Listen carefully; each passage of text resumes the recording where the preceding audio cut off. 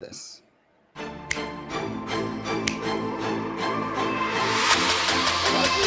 go get him. Let's go get him today, man. Let's go. Hey, dominate on three. 1, 2, 3. Dominate.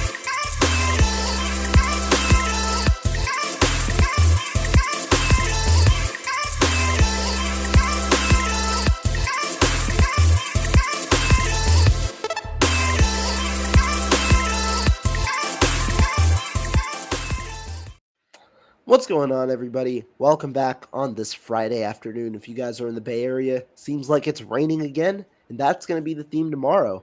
But I've got my guy Jack here with us talking some 49ers. How you doing, my man? I'm good. How you doing, Rohan?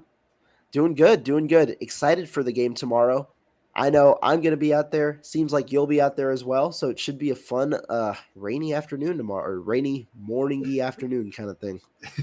Yeah, it should be. It's looking. The weather just continues to change with what it's going to look like in Santa Clara tomorrow. Earlier today, it said that it was going to be light. It wasn't going to be any rain from about 1 to 2, and now we've got almost an inch of rain in the forecast. So it's an ever-changing number, that's for sure. Yeah, I'm not a weatherman. It seems like it's going to be raining a little more that at the beginning of the year than beginning of the game than at the end of the game. But regardless, should be a fun one. And let's start talking about it with I think I talked to you the week before where we were still speculating who the 49ers would play. And now we know who it is. It's the Seattle Seahawks. And the Seattle Seahawks, it's going to be an interesting game, but the 49ers are favored by 10 points. When you saw the Seahawks for the matchup, what were your kind of thoughts initially?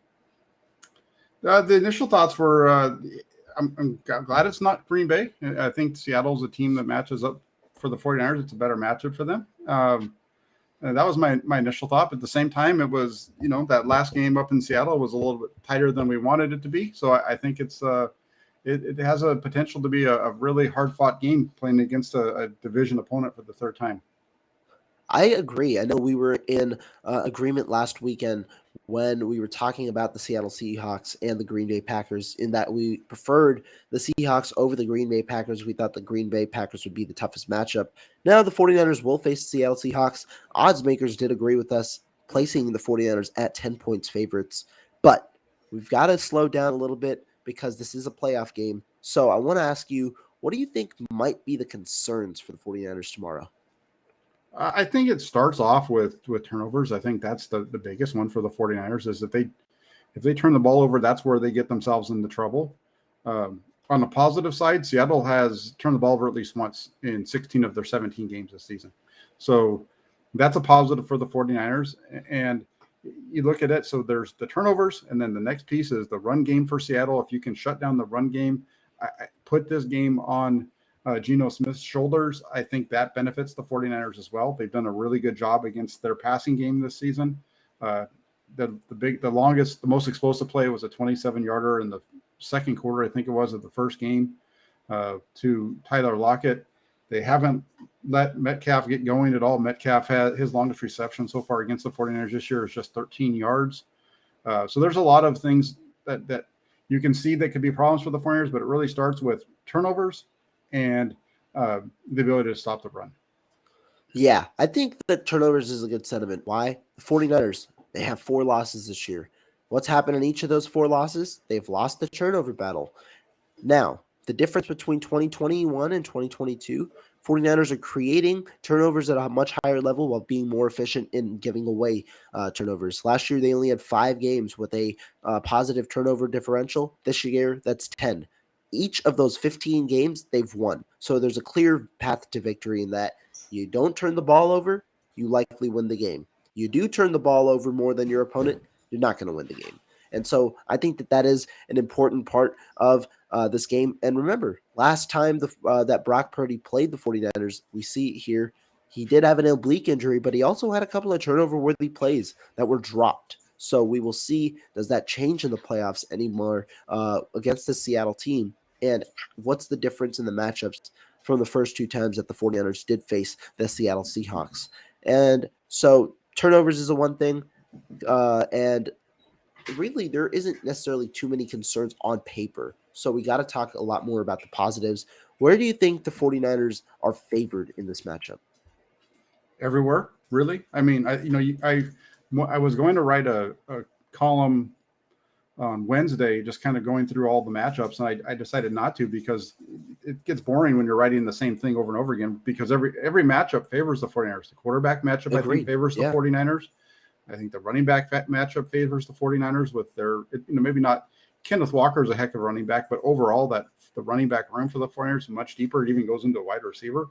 The wide receivers themselves are better for the 49ers, tight end, offensive line. There's not one spot that you can point to and say that Seattle is better than the 49ers. So this is in their hands. They've played this team twice now. They've given up one touchdown in the first two games. They've allowed 4.5 yards per play, which is lower than the worst team in the league this year picked up.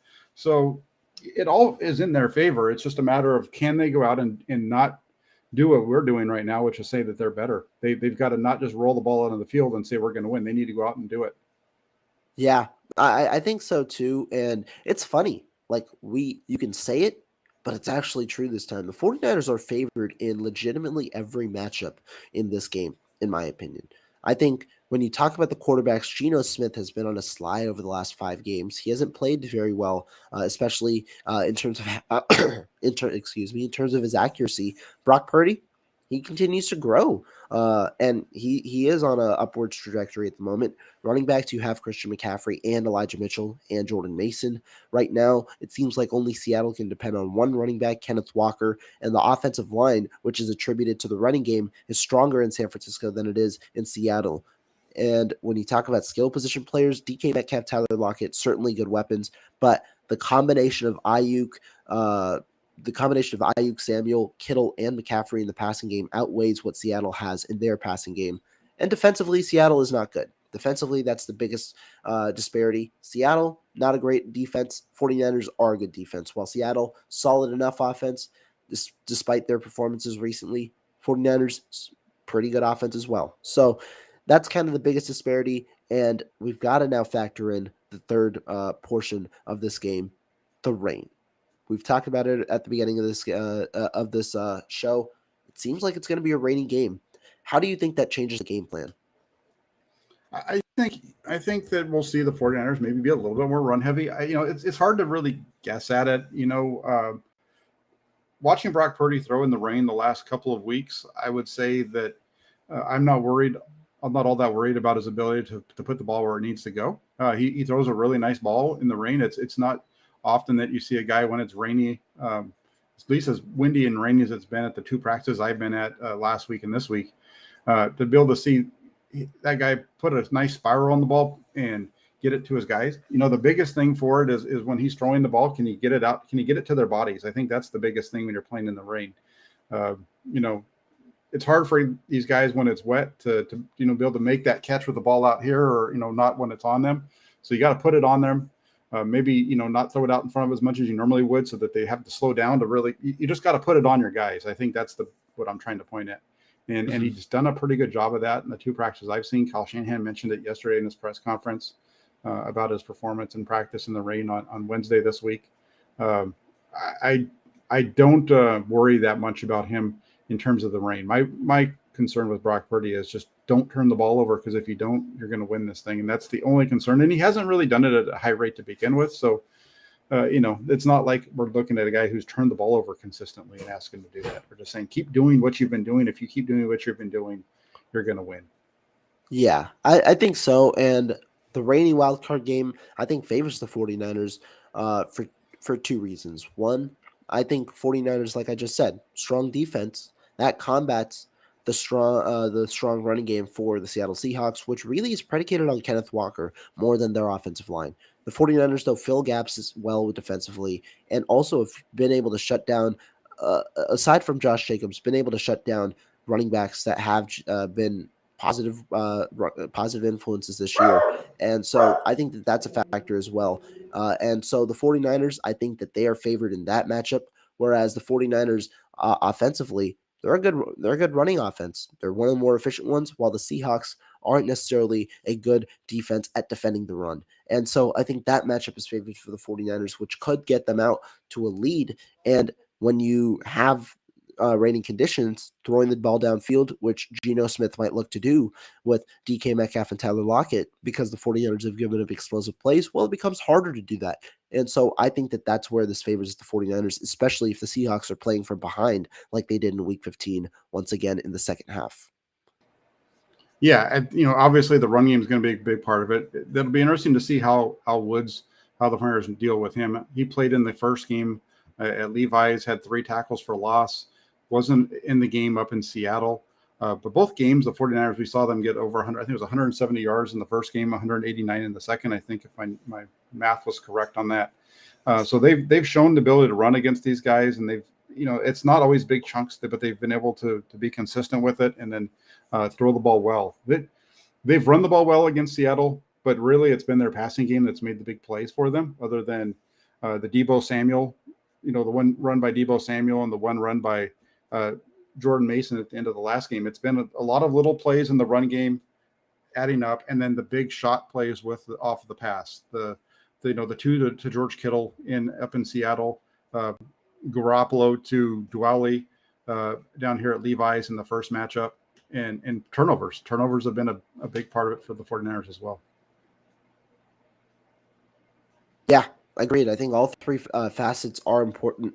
Now, I do want to ask you, now that we're talking about the running game, running back Tevin Coleman was brought up this week from the practice squad, elevated for this game. Do you think that means anything in who they might be deactivating or placing as an inactive for this game in the running room?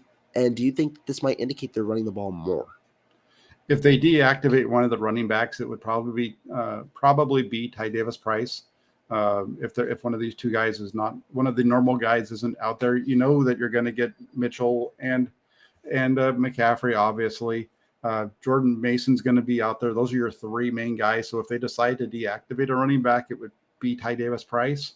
And usually when they're doing that, it's to get another set of hands on the field. And we'll see if they go in that direction, or if it's one of those situations where they're activating Coleman just to get him a paycheck, because by activating him to the active roster, you get a bump in pay. And we've seen the 49ers already in the last few weeks activate some of these veterans on their practice squad, but then not activate them for the game.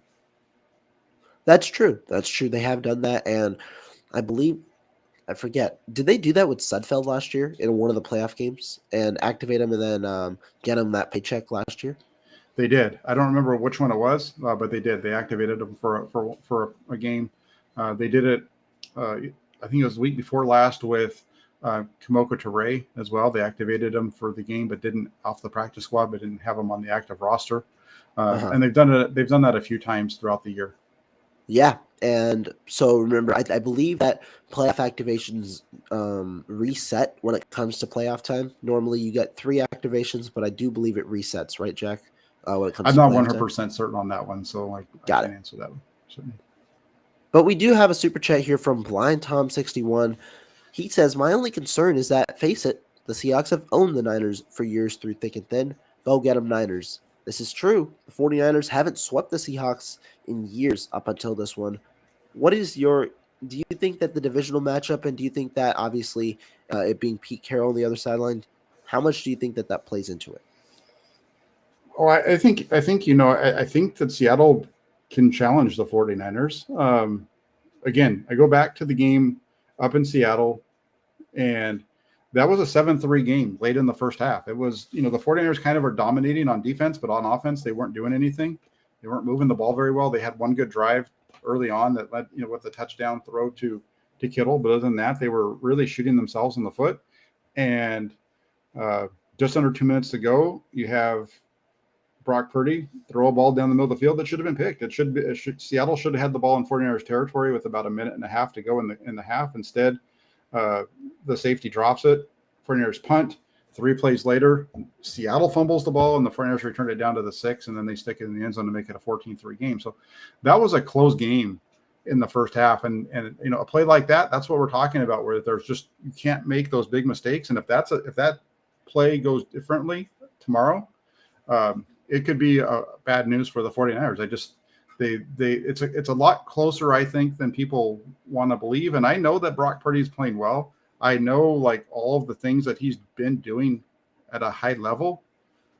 I know that he was playing with an oblique injury up in Seattle, but this is a 49ers team that struggled against Arizona on Sunday for stretches of that first half. They especially in the first quarter, they had the opening drive, went right down the field, and then they struggled on offense. And Arizona stinks on offense with their third or fourth string quarterback. So, that's not what the Flyers are going to face this week. They're going to need their defense to continue to step up. And it's going to be a struggle, I think, especially if it's raining. It's going to be a tough one. Yeah, I think so too. And I think the rain, like every factor does fall into place. Division matchup involved. And one thing I want to say that might give 49er fans solace is that overall, since 1970, since the NFL-AFL merger happened, teams have faced each other 3 times after one team has swept the other 23 times thus far in the playoffs. Of those, the team that has swept the other team has gone 14-9 in this situation. When you extrapolate the data to purely home games, teams have gone 12-6. So, based off the numbers, 2/3 chance. Flip a coin 3 times. You'll see the 49ers, 2/3 chance based off that data, but obviously it goes into way more. But it does actually favor the team that is swept going into that third time, meaning the 49ers, it seems like it's going in the right direction. But you do place into factor that the Seahawks, they have Pete Carroll. They have been very well coached this year. They have a defense that hasn't been good, but somehow has been able to stay in games, while the offense has done their part in their 10 wins as well. Yeah, and I think that stat speaks to the fact that typically when one team swept another team in the regular season and then they play that third time, typically that third game ends up being at home. And Correct. Generally, the reason that game's at the team's home field is because they've proven throughout the year that they are the better team, right? So I think that plays into it. And again, like we said earlier, the 49ers should be able to handle this game tomorrow. It's just the unknown and the X factors of turnovers and mental errors that I think could derail them. That's the only way that I see them not winning is if they do it themselves. I don't see Seattle. I can see this game being close, but I don't see Seattle having the guys to go out and just beat the 49ers if this game is straight up. I think that's fair. I do think that that's fair for sure. And overall, yeah, the 49ers, they should win. But remember, when I'm talking about that statistic last year, we do got to talk about the bad part as well, which is the 49ers defeated the Rams twice last year, but then went on the road and ended up losing to the Rams in the NFC Championship game. Now, this situation, ultimately way different. And for that, Jack, I want to ask you, who do you think is the X factor in this game? I think the X factor in this game for the 49ers is probably going to be that's a tough one. The X factor in this game is we can go one offense, one defense if that makes it easier. No, I mean it's hard. It's hard both ways. I would say probably on the offensive side of the ball, that front offensive line. I would say Spencer Burford. Okay, I'm going to go with Spencer Burford, and the reason there is I mentioned it earlier. Al Woods being there. That's what I'm looking at is he could give some trouble there to Burford. So we'll see how that works. Yeah, Spencer Burford's an interesting one. I do think that the reason it's that Spencer Burford could be valuable, we've seen Spencer Burford give up certain plays before. He's probably, and this is no slack to him, just because the offensive line is pretty good, probably the worst of the 5 starting offensive linemen. And Aaron Banks should return, which means Burford will likely go back to that joint role with Dan Brunskill. But Burford has been beaten a couple of times, pretty much every game. And so can he be consistent? Can he be inconsistent? And some plays blown up in the run game leads to some worse execution, leads to some longer third downs. And then suddenly, because of the rain, you might have a tougher conversion to make. So I can understand that for sure. Yeah, I think so. I think so as well. And the other thing too, I know I should maybe I shouldn't have just pointed just at Spencer Burford. I think the offensive line as a whole is this is a tough matchup in the way that Seattle actually is one of the better teams at getting to the quarterback. Mm-hmm. But the 49ers have done well against them. They've only allowed 1 sack in each of their games. They've only allowed Right. They've only allowed their quarterbacks to get hit 7 times. So they've done a fairly good job there. So that's the X factor on the offensive side. You go over to the defensive side, and I think the X factor over there is whoever is lined up across from DeMeco Ryans. That's the one area that I could see maybe giving them some trouble, although it didn't in the matchup up in Seattle in Week 15. Yeah, I think that DeMeco Ryans, like we've seen the issues that he's had recently overall. Moses Martinez here does agree that it is DeMeco Ryans because DeMeco Ryans has given up big explosive plays as of late. Teams have also looked to target DeMeco Ryans more often, and we've seen the good, but we've also seen the bad. And so DK Metcalf, Tyler Lockett, both are tough options. And if Charvarius Ward does not shadow DK Metcalf this game, then you might see DK Metcalf on DeMeco Ryans. And especially recently with Geno Smith looking a lot towards DK Metcalf's way, you might see more targets in that matchup. That could be another factor, like you said.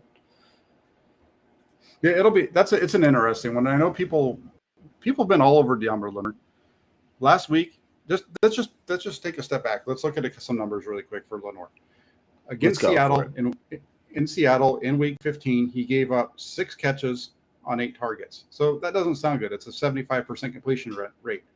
The thing is, on those completions, they gained a total of 25 yards, so 4.2 yards per throw that went his direction.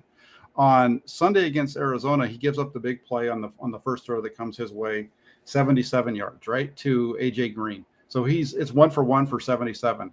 The rest of the way, they go 4 for 6 for 25. Not even 25, 19. 4 of 6 for 19 yards. And this is what I've been saying about DeMeco Ryans. I understand he had a really bad game and got torched by Devontae Adams. But other than one bad game, this is a guy who has played at a very high level for the 49ers at the outside cornerback position. People have targeted him a lot, but he's giving up his average yards per completion for the most part. He hasn't given up. He has not, just looking at the numbers really quick, other than, a couple of big plays. He went through a stretch from Atlanta down to Washington where he didn't give up over 53 yards in any single game. And this is a guy, I think he's a guy who I bring him up just because of the recent struggles. And we'll see, because we know that they're going to want to get him matched up and they're going to want to take shots at him down the field deep. But he's that's the one to watch. And if he does what he's done in the past against this team, at least what he did back a few weeks ago, they're going to be fine. Yeah, and we'll see. I mean, it's a huge test because it is a playoff matchup, but a good way for DeMeco Ryans to regain his footing. Now, talking about some of the 49ers injuries, because this is also a big part in making sure that they're a well-rounded team, seems like they're getting a lot of players back. What can you tell us about the status of guys like Aaron Banks, Dre Greenlaw, and how that might change the 49ers on their respective sides? They're all there. Kyle Shanahan yesterday said he expects there to be no limitations on these guys that are coming back. So I would expect that we see Aaron Banks step in at left guard and be the starter there. And I would expect to see Dre Greenlaw starting at his spot. Everybody other than Jimmy Garoppolo and Ambry Thomas, who were already put as, they're out for the game. Everybody else, they said there's going to be no restrictions on them. So I think, this is the healthiest this team has been really all season. And I'm looking forward to seeing what they can do. One other thing on top of that, it's kind of crazy when you think about it. I wrote this yesterday, maybe I don't know if you saw it or not, but it's crazy how much the 49ers benefited from an injury to Jimmy Ward in training camp this year, because that injury to Jimmy Ward completely changed what this defense is.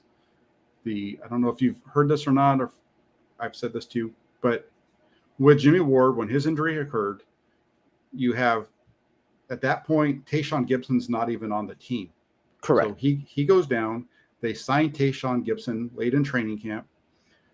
Gibson comes on and he plays well enough so that when Jimmy Ward is ready to come back, instead of putting Ward, who was a top 100 player in the NFL last year, back at his position, they move him to the slot.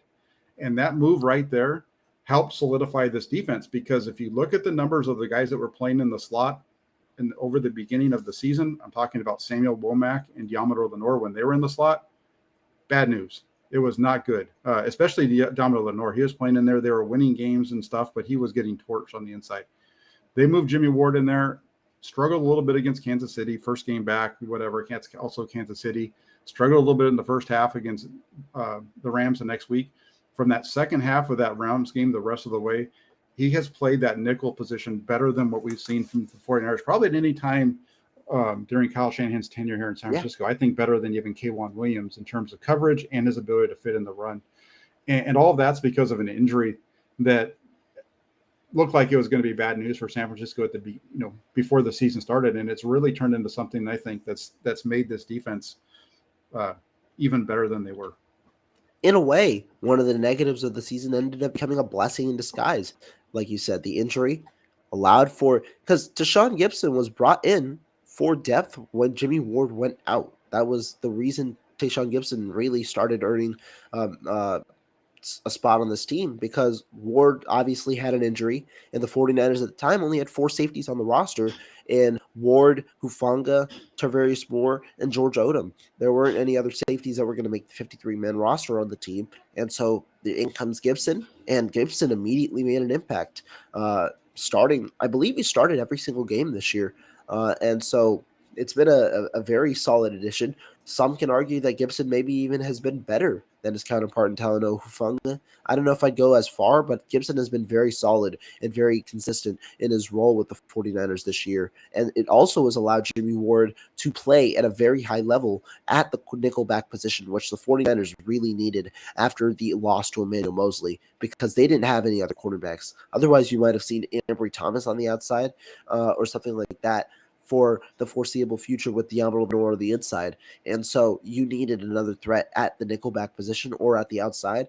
The 49ers found it at nickelback with Jimmy Ward playing the way he has recently, which has really been huge for the 49ers, because you didn't know what Jimmy Ward was going to want. He's in a contract year. He's been shifted positions, and somehow he's made the most of the situation and really continued to play his way into what should be a nice 1 to 2 year deal at the end of the year. Yeah, I think so. I think that it really could play out well for the 49ers moving forward, and who knows what's going to happen with Jimmy Ward. I think he might be priced out of their range, but hey, if they can bring both of those guys back, that would be fantastic, I think, for him. But again, it's the NFL. Ward's still able to play at a high level. I think he really believes in himself, and it will be really interesting to see what they can do here this offseason. But we got a long ways to go before then. We got 4 more games, hopefully, to worry about. Yes, sir. Yeah, we do. And that kind of leads me to our next segue when we talk about the thing that just dropped down today, and really the talking point for today's shows. All pros, 49ers. They got 4 of them this year. They had a first-teamer, Trent Williams. He's been a first-teamer. I think he was a first-teamer again last year, almost a unanimous first-teamer. Then they had Nick Bosa at the edge position, Fred Warner at the linebacker position, and Talanoa Hufanga for the first time at the safety position. Let's break it down. What did you think about the All-Pros for the 49ers? I think it's good. I think I think they got it right in the names that were the first teamers. I think the second team guys were right there as well. Look, Hufanga, he's a lightning rod around the 49ers community, at least on Twitter, right? Some people think that he's really struggling. Some people think he's this and that. It's funny that most of the people that think that he's really struggling are the same ones who said he wasn't going to be good to start with. And the people that think he's fine are the ones who are like, we'll wait and see what happens. So, he's it's great to see him get the first team selection. I think the 49ers, I think the 4 that made it were the right ones. I don't know if I would say that there was any others. I don't, I get it. The biggest argument might be with Christian McCaffrey, but I think that's a tough one when you look at the guys who did make it. Yeah. Mm-hmm. I think I agree with your sentiment for the most part. I think Williams should have made it. I think Bosa should have made it. I think Warner should have made it. I think all 3 were very close to being the top of their position this year, which is really a phenomenal thing given the positions they played. Edge rusher and left tackle, 2 of the 3 most important positions in football. 49ers had all pros, the best player at the position at both positions on the team. And Fred Warner, a guy who has obviously done a lot and been another very valuable player for the 49ers this year. And even with Dre Greenlaw in the mix, Warner deserved the All-Pro first team. Now, Talanoa Hufanga is an interesting case. Hufanga has seen a bit of a drop in his play recently just because his play was very good at the beginning of the season, but he has an aggressive nature. There are players with this aggressive nature that have been esteemed by the NFL. I know a lot of people don't like Trayvon Diggs, but Trayvon Diggs earned a Pro Bowl case this year, and he was a guy who made All-Pro last year. He's a guy who is very aggressive, gives up a lot of yards, but also gets a lot of interceptions. There are players like that, and Hufanga fits under that mold. He's aggressive both in run defense and in pass coverage, and it's led to a couple of mishaps, but it's also led to 5 interceptions this year, which has been huge. The reason that I don't think Talanoa Hufanga should have been an All-Pro this year is just because of the talent at the position. I think Derwin James and especially Justin Simmons had really good years this year. And so I don't know if Hufanga, in my eyes, would have made first team, maybe not even second team with the talent at safety, but he still deserves his flowers, and it's cool to see the NFL kind of go towards the younger guys, kind of give Hufanga that All-Pro, despite him not necessarily having an esteemed resume, despite him being just a first-year starter and a 6th-round pick last year. Yeah, I think that when you look at him, it's a lot of things that he's doing well. There's definitely the turnovers. I'd have to look through all of his numbers and really see what they are, because I think there's even a few forced fumbles that are in there, and there's some. The tackles for loss, the blitzes, everything. What he does for this team is pretty solid. Yeah, he's had a few missteps here and there, missteps. But again, this is he is one of the, I think, keys to the back end of a defense that has turned quite a bit, and it's really hard to look at this offense and not say that one of the reasons why they are so good and why they put up 30 plus points 7 of the last 10 games is because of their defense. Their defense has given that offense strong field position repeatedly. Talked about the one up in Seattle, and Right. The last 3 weeks they've done it as well. I just find it, this defense is so good, and I think that's part of the reason is, especially early on, he was the guy that was making the plays, really setting the tempo for this defense on the back end. Yeah, no, definitely. And well, overall, the defense now, regardless of whether you think Greenlaw or Greenlaw's an All-Pro or not, Hufanga's an All-Pro or not, you've now got All-Pros at all 3 levels. You've got Warner, you've got Hufanga, and Nick Bosa on that defense. Offensively, you had an All-Pro in Deebo Samuel last year at wide receiver. You had an All-Pro before in Christian McCaffrey, I believe, and then Trent Williams. He's another All-Pro. You've got an All-Pro at those 3 levels there. You have a team just comprised of All-Pros in general. It's great to see Trent Williams get it too, because I remember last year kind of knocking him before last season that he'd only done it once in his career. I know he's been a second team All-Pro, but that everybody considers, when you look pro, people are considering, when you say somebody's an All-Pro, you're looking at the first teamers, right?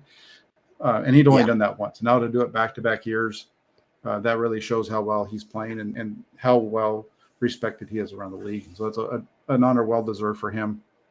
And no, definitely. You look at this team moving. You look at this team moving forward, and if everybody that's here that's expected to be back next year comes back and they're fully healthy, there might even be a few more next year. Yeah, no, definitely. And to me, on the Christian McCaffrey topic, real quick, I didn't know if McCaffrey was an All-Pro this year. Not because of McCaffrey, just because of the value of the other 2 players. Josh Jacobs was the best pure runner in the NFL this year, and it seems the NFL with the All-Pro position values pure running backs given how they've graded All-Pros.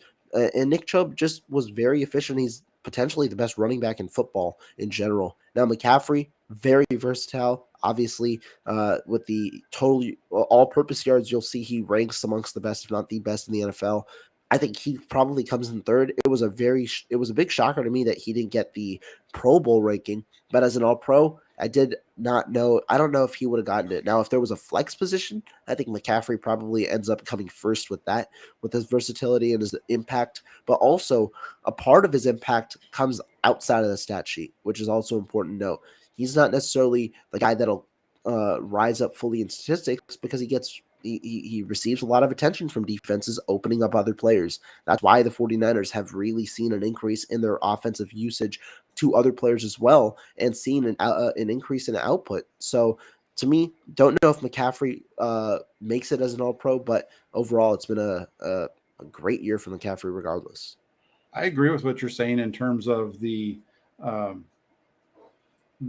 true, I guess you'd say true running back stats, those types of things. I do think that's plays a lot into it. I think I said this, I think I might have said this with you on a show. I know I said it on Twitter and on my channel at one point, was that's one of the reasons why Roger Craig isn't in the Hall of Fame, is because for as great as he was as an all around running back, running and catching, his rushing stats were never near the top of the league. Well, I shouldn't say that. He did lead the league once. I think he had 2,000-yard seasons in his career, maybe 3. But overall, it wasn't like he was putting up big yards on a regular basis. And you stack up his total yards, and it's right there with the best in the NFL in terms of theirs. He's right there with Jim Brown and a lot of other guys when you take his total.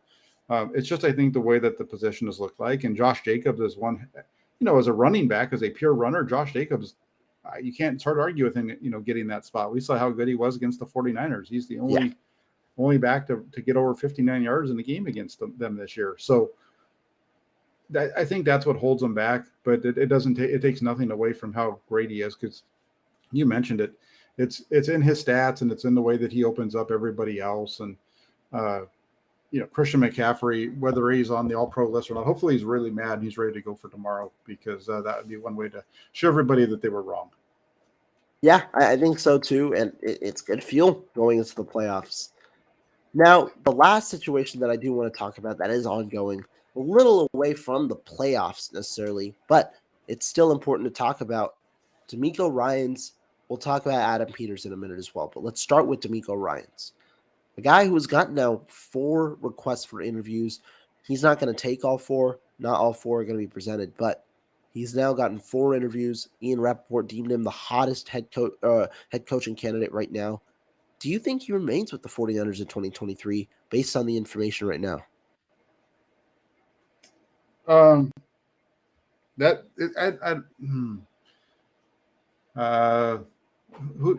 he have an interview with Denver? Wasn't that the one team that Denver is one that requested? Arizona requested today, and then it was Houston that requested. But remember, DeMeco Ryans, it looks like he's not going to take that one. And then Carolina requested, but said they're not going to end up interviewing him, likely because of the timeline with DeMeco Ryans right now in the playoffs. Yeah, I think for the 49ers, it'd be fantastic if he would stick around for one more year, because if they can keep him for one more year, it's an easy transition back to Robert Saleh after Saleh gets fired next year in New York. So I think, if you can keep him for one more year, I think you're set, because that really would set you up for the transition that's to come. Yeah. And I know you've been tweeting about Robert Saleh in New York, and I don't think people should take offense to that, because it isn't looking great right now in New York when you fire your offensive coordinator in Mike LaFleur and some other position coaches. I think the offensive line coach got fired. Defensive line coach moved on because he's now at Wisconsin, and their wide receivers coach is suspended right now. You've got a lot of coaching hires that you really need to nail in 2023, because this is the 3rd year of the Saleh project, and the Jets are probably going to look to make the playoffs, and right now they don't have a quarterback.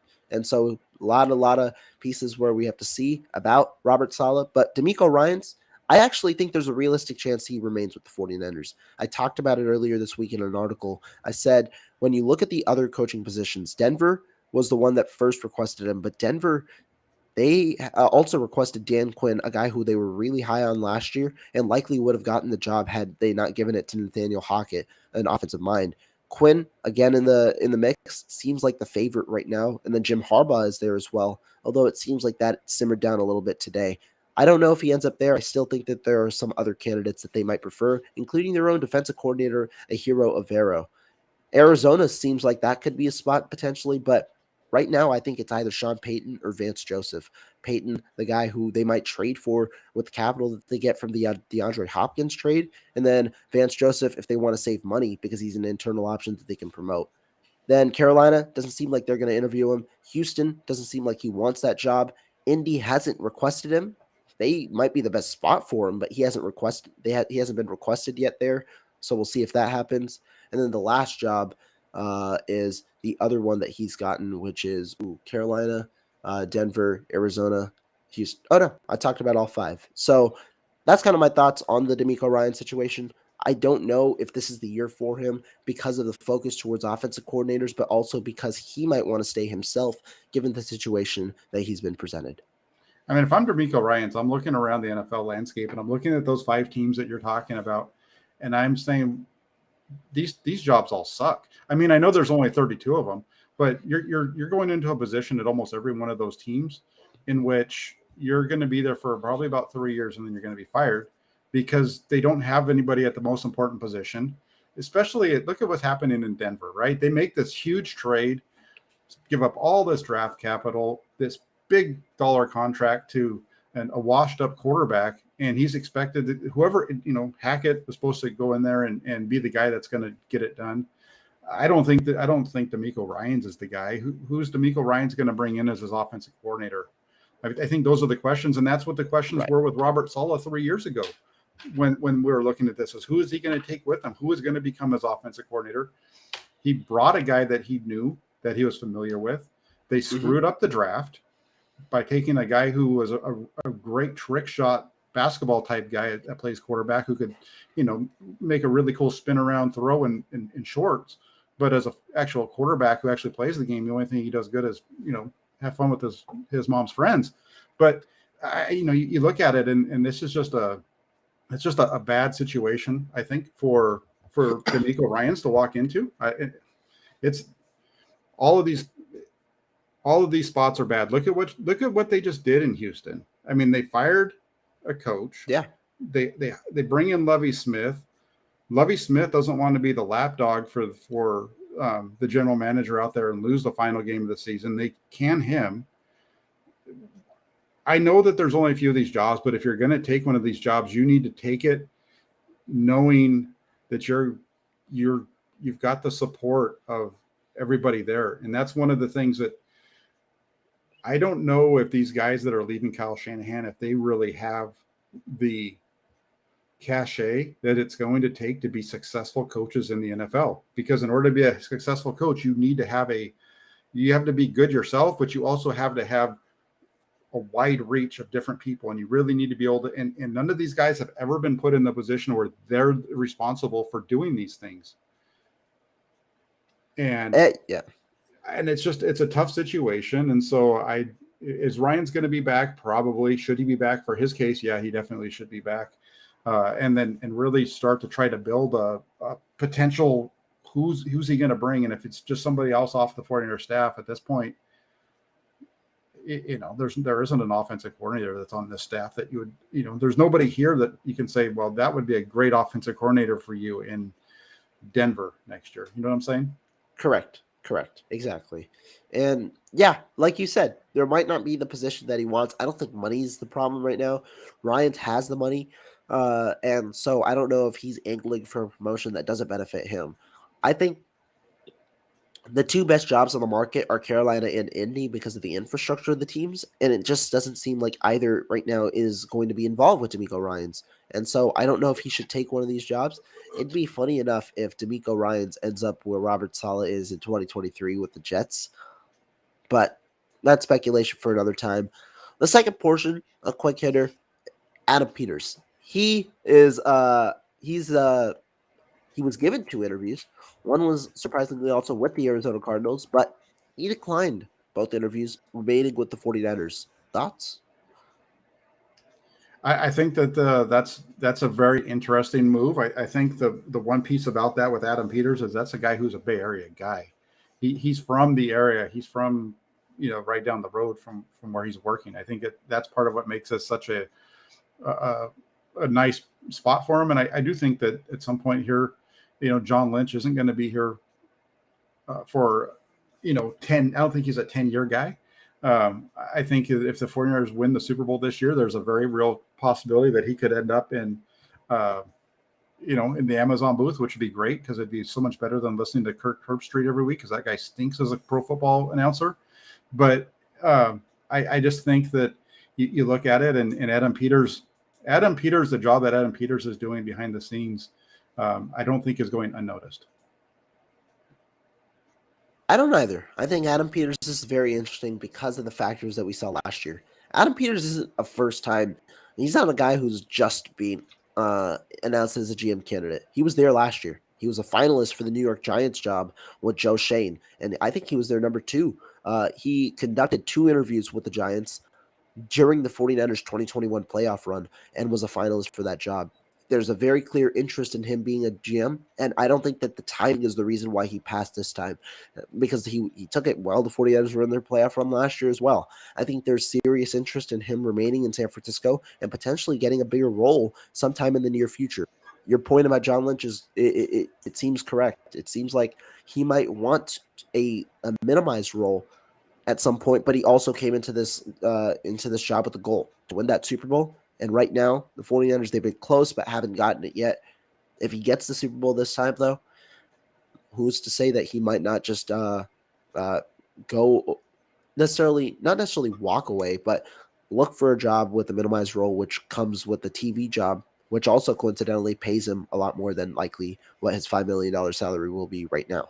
Real quick, tell me again the names of the 2 teams that he turned down.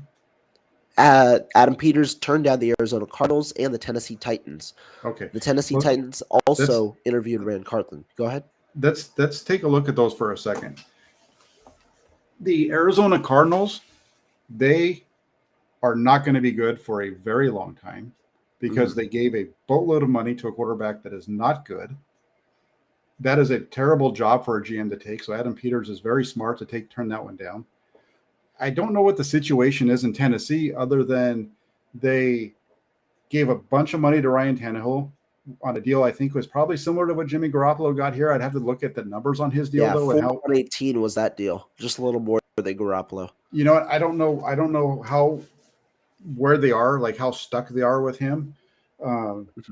But if you've watched Tennessee play this year, they went out and they brought in a quarterback, from Liberty who got a chance to play in some games, and he was god awful. I'm sorry, he was not good.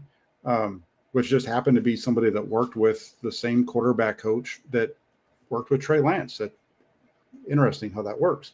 So, it's those aren't good jobs. I mean, quarterback, you need to be at a quarterback-driven spot, and you need to be in a spot in which you can make that change at that most important position. That's what the 49ers got right with Jimmy Garoppolo in 2017. Say what you want, but that's the reason why he was a stabilizing force in 19 and 21 when he was healthy, and why they were able to make that run.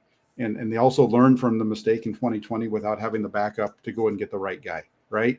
Or go out and make sure that they had multiple people at that position because of the need at that spot. And right now, those jobs that you're talking about in Arizona and in Tennessee, those don't look like jobs that are jobs that you'd want to go in. Those are really hard reclamation projects. That's almost as bad as what the 49ers walked in. I think that's even worse than what the 49ers walked into. In Arizona, for sure. Yeah. In Arizona, for sure. In Tennessee, maybe a little bit there too, because when you've got so much money invested in a bad player like what Arizona has, and they have money that I think that they're going to be on the hook for J.J. Watt because they made a big deal with him, and I think there's a lot of dead money around J.J. Watt retiring as well. Without, I'm not looking at the numbers, but I just remember how that thing was set up. I think they built out like 2 or 3 years of dead cap space when they did that deal to keep his cap hit low while he was here or there. Right. Excuse me. From a roster management spot and those types of things, I think Adam Peters is completely. Again, it's like what I was talking about with DeMeco Ryans. When you're ready to make that move, make it to the spot that's going to. Don't go to a team like the New York Jets who stink, who has a general manager that thinks he knows what he's doing when he's never shown that he can do it. Right? That's the problem that Robert Saleh's in right now. Don't go to a position if you're Adam Peters where the team's already stuck with financially in a bad spot. Be smart about where you land, because this is a really good team that you're working with now. When you go to leave it, make sure you're going to an opportunity that's going to be better for you. And I understand there's only 32 of these jobs out there for all these guys, but sometimes sticking with one that's really in a good spot is better than going out and just beating your head against the wall because all of a sudden you're the guy, if that makes sense. Yeah, right. And I mean, there are only 2 GM opportunities, the 2 that requested Peters, available right now. I do agree with your sentiment. I think the Tennessee Titans job is a little better. Carthen right now, Rand Carthen, the 49ers director of pro personnel, is interviewing with the Tennessee Titans, and also the Arizona Cardinals. But it's yet to be seen where he'll end up. But it's all going to be a fun offseason, and it's also going to be a fun game tomorrow to watch. Jack will be there, it seems. I will be there. So if you guys are there, we will be there. We'll see y'all as we look at the 49ers and hopefully they win over the Seattle Seahawks, given the odds right now. But Jack, thank you so much for joining the program today on this Friday as we talk about our 49ers. Any last thoughts? Yeah, hey, real quick, since we're here, you guys are on my channel. You're watching on both of our channels. If you're on my channel, make sure you hit the like button. Make sure you subscribe over there. When we're done, also make sure you get over to Rohan's channel and make sure that you're liking the videos over there. Make sure that you're subscribed to his channel as well, because he does a lot of fun shows with people that are smarter than me. So make sure that you're checking his stuff out too. And I really appreciate everybody that takes the time to watch this stuff. I appreciate you, Rohan, for working with me on the technical side, because I'm an old fart who still struggles with turning on his computer every day. So you said it, not me. You said it, not me. I'm holding it against you now. I'm okay. I appreciate the opportunity to come on here and talk with you, and you put up with me having fun on a Friday. So make sure you're liking and subscribing on both our channels, everybody. And Rohan, tomorrow, if you go to the game, be safe. If you're watching in the comment section, you're going to the game tomorrow, make sure you have you're ready to go, because it's going to be wet out there, and just be safe on the road. Sounds good. Guys, I really appreciate it. The chat was popping today. Thank you guys with all your opinions and all your thoughts. We will be back soon, probably next week with another episode. But until next time, and let's see what the outcome of tomorrow's game will be. Take care, guys. Take care, everybody.